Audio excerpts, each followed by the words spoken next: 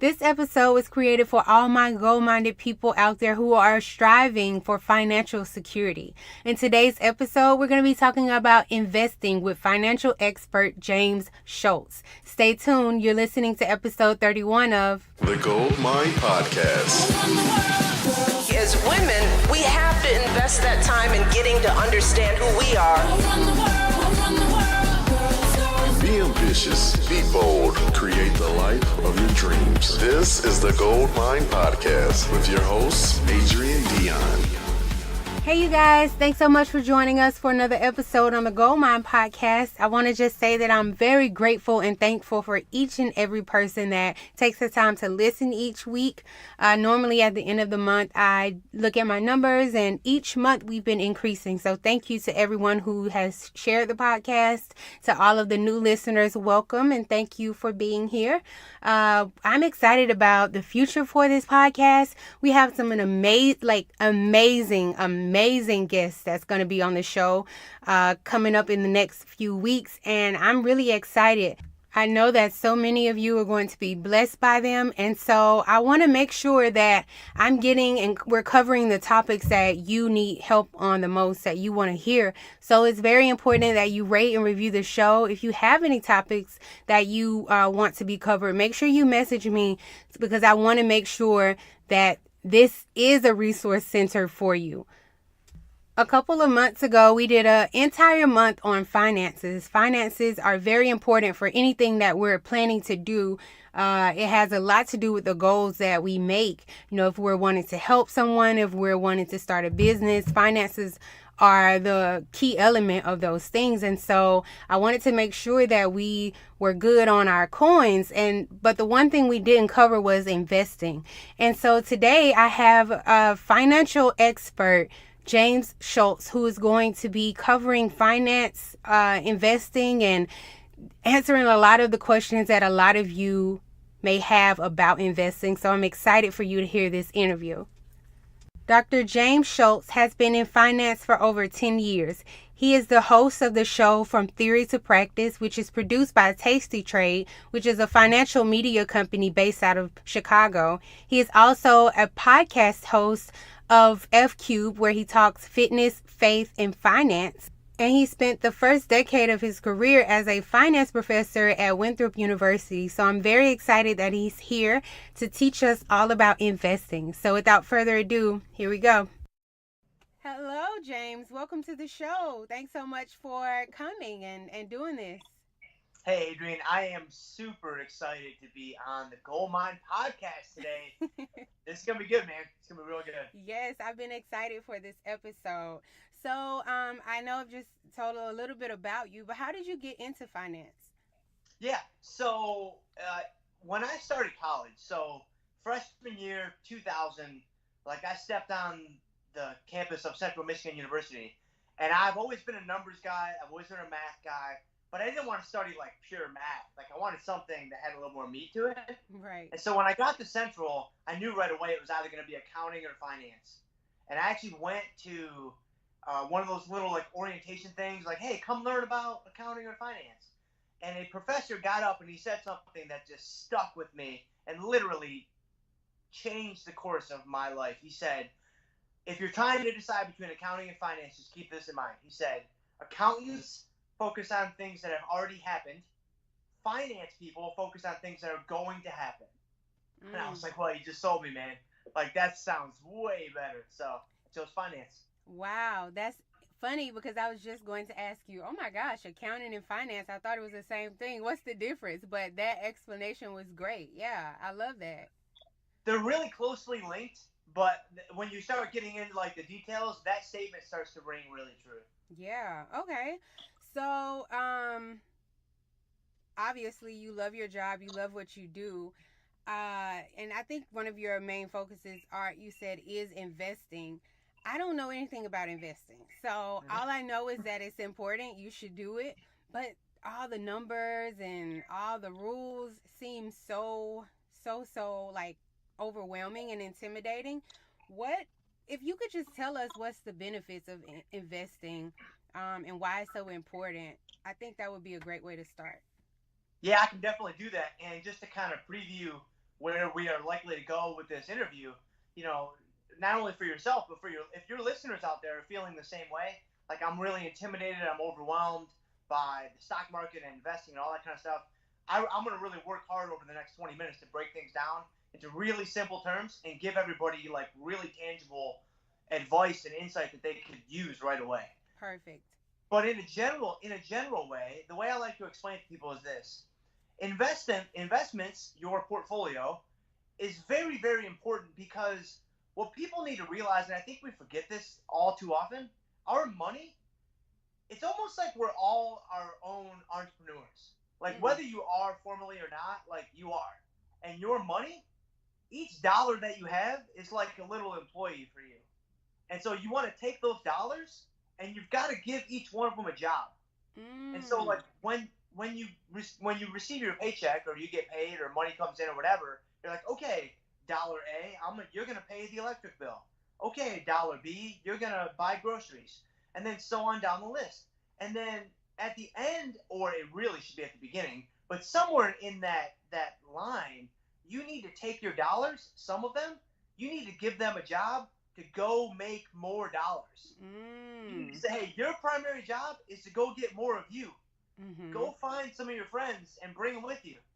And that's basically what investing can do for you. Wow. I love that scenario. Like, I love that. I love that. I love that. It's super important, and I think that you hit on budgeting, as far as, and as well as investing. That is super important. And so you would say investing should be first instead of paying out. Well, sort of. Okay. Yes. But the reality is, you have to pay the electric bill. You have to buy groceries, and I recognize that. So that's kind of why I hesitated just now, and I hesitated when I gave my response, because I think it's a bit of a catch-22, because you have to turn the lights on, you have to buy groceries and things like that. But if you look across people that are successful financially, if you look across people that have been able to create financial independence and financial security for themselves, you'll notice a common denominator, and it's this: almost every single one of them, they pay themselves first. When money comes in, the first thing they do is they say, okay, I'm taking some of those dollars, some of my workers, and I'm putting them to work to either A, provide a safety net for me and my family, or B, go get more dollars. Yeah. Like, that literally is so important to them that they do it above all else. Okay. And so I respect the fact that, there are certain things we have to pay for, but slowly and surely, I think all of your listeners and viewers would benefit greatly from changing their mindset over to, okay, yeah, like I've got this money coming in. It doesn't have to be much to start, but when you start to budget, as you kind of hit on, you get a feel for what you can do. Okay. So what types of investment opportunities are there out there for the average Joe? So like, I understand that, when I look at successful people like Auntie Oprah, who I love, like, you can invest in a chain or you can invest in another business. But what can we do as like the average Joe people out here that don't have so much money to start? What type of investment opportunities are there out there for us? Yep. So you really hit the nail on the head in that there are many. There are millions. There are so many different kinds. I think for most people, the stock market is going to be the best option, because it provides a tremendous number of alternatives, and B, it's accessible to everyone. No person is off limits. And another common misconception is a lot of people feel like you need a lot of money to get started. That's actually not true. It's not true in that you can start investing a little bit, A, and also B, most like investment accounts and brokerage accounts, like you only need a few $100 to get started. It's really not that much. And if you call them up and say, hey, listen, I'm kind of new to investing, I really just want to get started, would you be willing if I just started with $300 or $500? I'd be willing to bet they will work with you. So that's the first thing I want to say. And then the second thing is this: inside of the stock market, Adrian, the stock market is like a shopping mall. So if you think about a shopping mall, right? Like, you go into a shopping mall and there are different stores that sell different things. There's Express, and there's, Gap, and there's Baby Gap, and there's Victoria's Secret, and there's all these different companies, right? The stock market is no different. You walk in and you're like, oh, there's IBM, there's Pepsi, there's Amazon, there's Apple.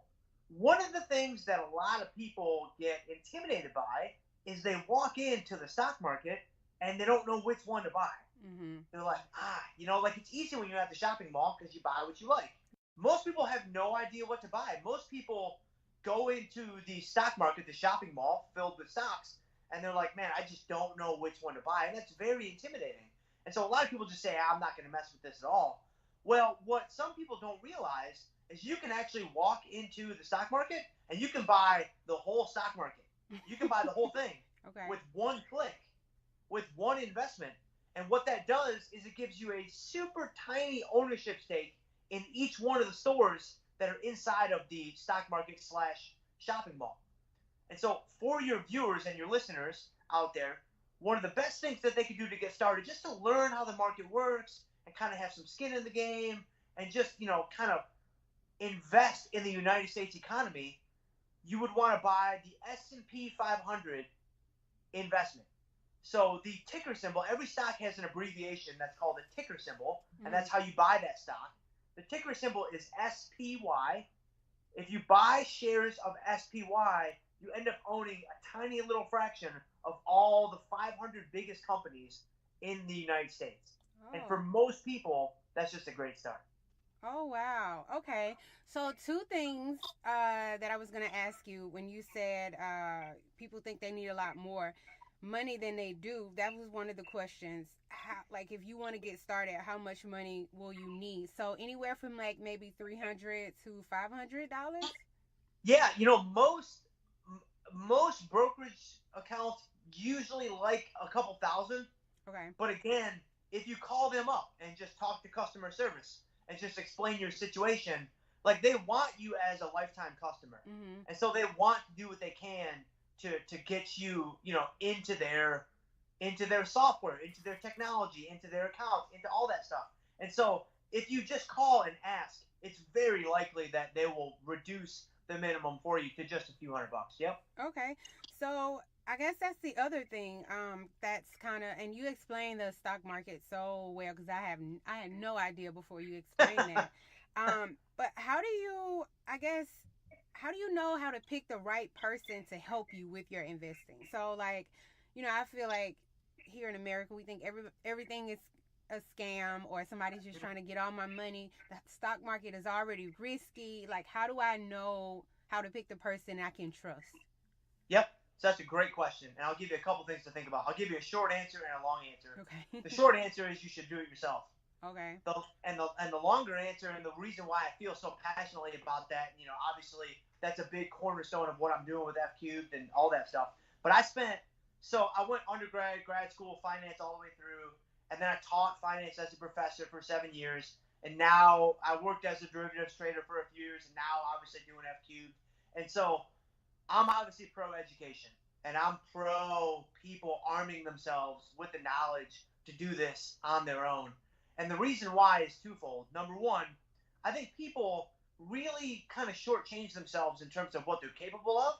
So if they really put their mind to it, they could probably be a much better investor than they realize. Number two, when you start thinking about things like just buying the whole stock market, it simplifies the process considerably. Mm-hmm. Now, beyond that point, as you start to educate yourself and as you start to learn more, you'll start to realize, there are some other things I can do with like options and derivatives and like, it can get pretty complicated and complex if you want it to. But you don't have to go that far. You can keep it very, very simple and just let the stock market's natural tendency to rise over, decades work in your favor. And number three, and this is kind of the sad part, all those professionals out there that want to manage your money, it's been statistically shown over and over and over again, they can do no better than you can do on your own, and they're going to charge you for it. Wow, yeah. Yeah. Okay. So mostly educating yourself on how to do it with people like you is the best route to go as far as investing. So how long should you expect it to take before you're able to see any what's the word I'm using? Want to use results from your investing? Mm-hmm. So that's an excellent question. So I think most people, in the world of investing and like trading, there's basically two different paths you could go down. You could take a very, very passive approach where you just kind of buy SPY like we talked about, and you just sit on it and you just chunk more money into it every month when you get paid, and you let that accumulate over time. That's kind of a very passive approach to investments that's actually extremely effective. And that's another reason why I think people should really try to do this on their own. The other path you could take is more of an active role in your portfolio, where you're monitoring it maybe every day, maybe a couple times a week, whatever the case may be. Either way, I still think most people should be focused on the very long term. So they should don't think in terms of quarters, months, weeks, and days. Mm-hmm. Think in terms of decades and years. Mm. And so when you have that type of focus, don't get into an investment looking for a very quick gain. Don't get into an investment looking to, strike it big. Because instead, what you want to build are habits and patterns that are consistent and sustainable. And so when you do that, you start to shift to this longer term focus. It can really work in your favor. And then the other thing that I'll give your listeners, which is really, really tangible, again, based on the historic performance in the stock market, you can expect to double your money about once every, depends on how the stock market does, but on average about once every 8 to 10 years. Wow. That's really cool. Yeah, and so do we have time for a quick story? Yeah. Okay, so check this out. This is going to blow you away. You ready? Okay. Yeah. So suppose that you started with a penny, okay? 1 penny. And on the first day, you doubled it to 2 pennies. On the second day, you doubled it to 4 pennies. On the third day, you doubled it to 8 pennies. Mm-hmm. And then you continued to double it and double it and double it. How much money do you think you would have at the end of the 30th day? Let's see. Maybe I'm going to say $6,000. I don't know. $6,000. Yeah. Okay, that's a great guess. Because you're starting off with so little, right? You're like, wow. Yeah. Adrian, this is going to blow you away. Okay. After the 30th day, you'll have $10 million. What? Yep. Whoa, wait. After the 30th day, you'll have $10 million. So I used to use that example in class, and my students would get so fired up because they'd be like, there's no way that is right. And so I used to challenge my students. I'd say, hey, you prove me wrong, and I'll give you an automatic A in this class, and you don't have to come back.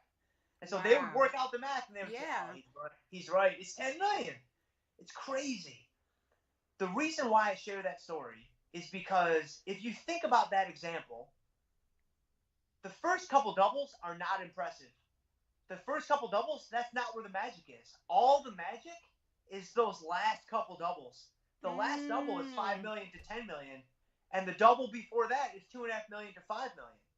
And so the reason why I am stressing to have a long-term focus, and the reason why I shared that statistic about doubling your money every 8 to 10 years is the sooner you start, you meaning you or me or anyone, the more doubles we're going to accumulate in our lifetimes. Compound and effect. It's always, what's that? The compound effect.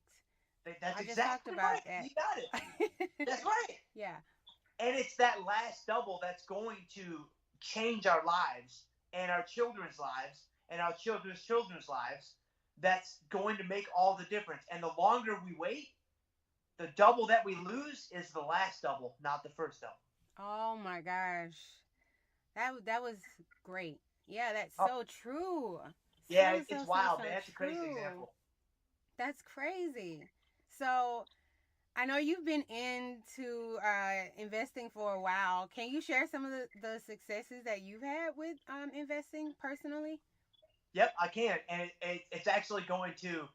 So you and I were talking off air before the interview started, and you said something, and I didn't respond at the time because I knew I was going to say it here. But you said something that was so true, and you had so much wisdom in it. It was great. So I have been in the world of finance now for a very, very long time, 2 decades worth. And here's what I have come to realize with 100% certainty. Nobody knows a single thing. Mm. And here's what so you kind of said that before we started. Right. You know, we were just kind of joking around talking about something. You're like, yeah, you know, I mean, nobody really knows anything. Yeah. And I heard you say that, and I'm like, oh my gosh, that's so true. Because here's what I mean. Everybody thinks you can predict the stock market. Mm-hmm. Everybody thinks they know where Amazon's going and Facebook is going and Apple. You can't. In the short term, weeks, months, the next couple of years, I promise you, Adrian, and I promise all your listeners, nobody knows a single thing. I don't care how smart somebody sounds on TV or what somebody else says in some blog post. They don't know. It's totally random, completely random. But over the long term, going out 5, 10, 20 years, the stock market will appreciate by about 8 to 10% on average. It's just, I mean, that is a sure thing, and that's what I would encourage your listeners to focus on. And that's honestly my biggest success, is coming to the realization that I don't know a single thing. Right. Yeah. You take the boundaries, you take all of that off when you own up to you don't know. So the possibilities are endless by you. I totally agree. Just not knowing. Yeah. So I love that. I love that. Kind of getting back into understanding the investing part. I know you said talking a lot about educating yourself. What is a portfolio? That's one of the things I'm like, I hear people talk about their portfolio. I think you touched on it just a little bit, but can you just give a little bit more about what a portfolio is? Yep, it's very, very simple. A portfolio is nothing more than a collection of investments. So, for example, you know, if you have like a stock portfolio, then you're going to have just a collection of stocks inside of your portfolio. You might own, you know, a little bit of Facebook. You might own a little bit of SPY, like we talked about. You might even own a little bit of gold or a little bit of silver, or you might even have like some currencies in there, like the euro or the British pound or whatever the case may be. And so that's another thing that's so cool about the financial markets and the stock market specifically, is that through the stock market, you can achieve exposure to pretty much any asset class you want. If you want to own stocks, you can own stocks. If you want to own bonds, you can own bonds. If you want to own currencies, you can own currencies. If you want to own precious metals like gold or silver or copper, like you can do all those things. If you want to own real estate, there are real estate stocks that focus on these things. And so it's the best option for most people, as I kind of talked about that a little bit earlier. But your portfolio is nothing more than a collection of whatever you have. Okay, so why is it so important? Or people look at your portfolio? I mean, what is it? Like, what purpose does it serve? Just so people can see what you own? Well, it's probably not something that you would show a ton of other people necessarily. It's really just going to be for your own kind of record keeping, and for you to see, you know, for you to monitor your investments and how they're doing. Oh, you know, see, are they appreciating over time? Are they depreciating? Should I change things? You know, like kind of like, where do I stand right now? That's probably the main purpose. Okay. So I know we talked a little bit.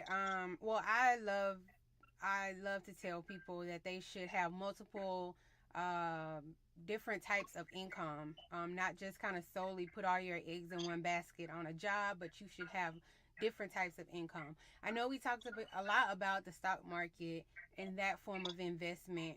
What's your take on diversification? Yeah, so, you know, this is another reason why I wanted to talk about SPY, because it's the best option for most people for all the reasons I mentioned. But it also gives anyone who invests in the stock market instant diversification, like immediate.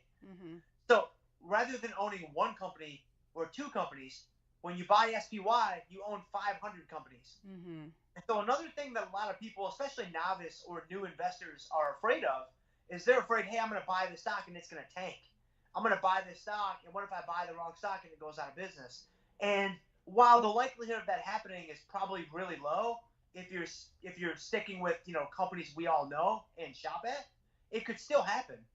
But if you buy something like SPY, like literally the probability that it goes out of business is zero. If SPY goes out of business, that means the United States economy just completely collapsed. Right.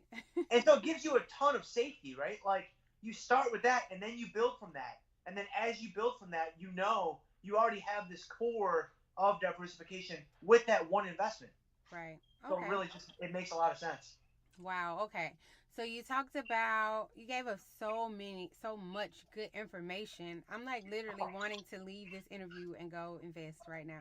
That's awesome, man. That's great. That's so cool. Yeah. So what forms of education would you recommend that people can start, getting more info and kind of learning about doing it themselves? Yeah, absolutely. So a couple of things. So obviously check out FQ. So that's the first thing that you should do. Do right?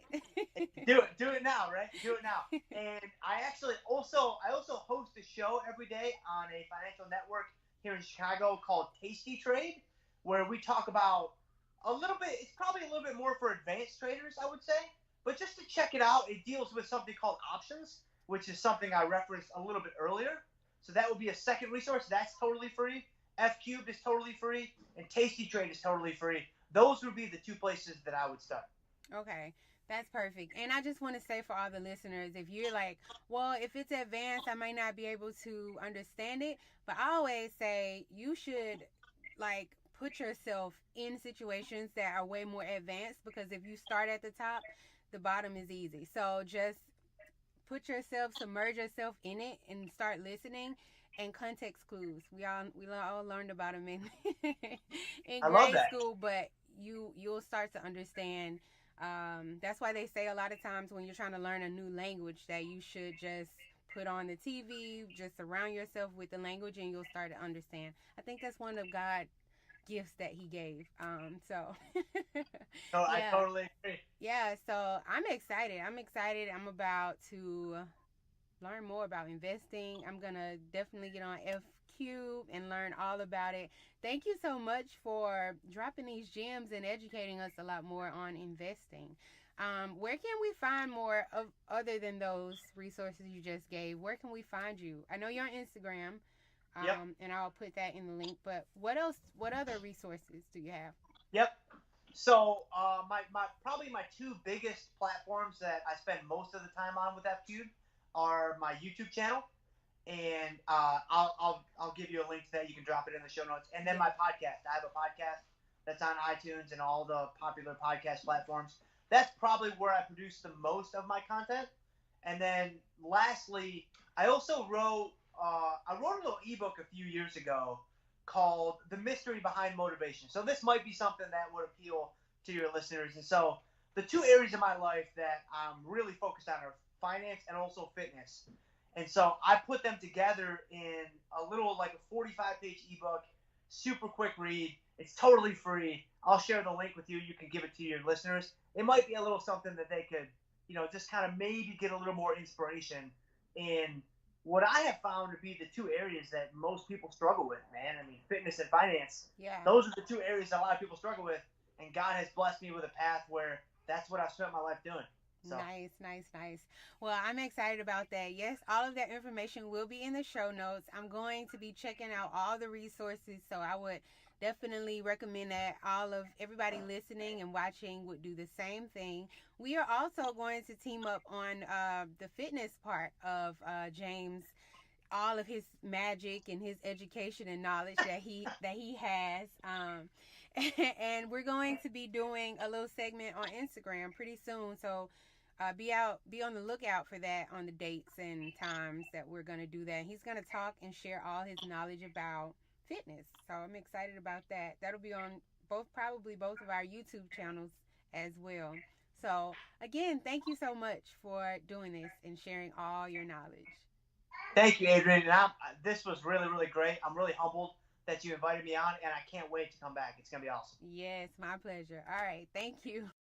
Wow, so many gems dropped in this episode. I hope you guys really enjoyed it and that you were able to learn a lot. If you have any questions that weren't answered in this episode, make sure you email me or email Dr. James.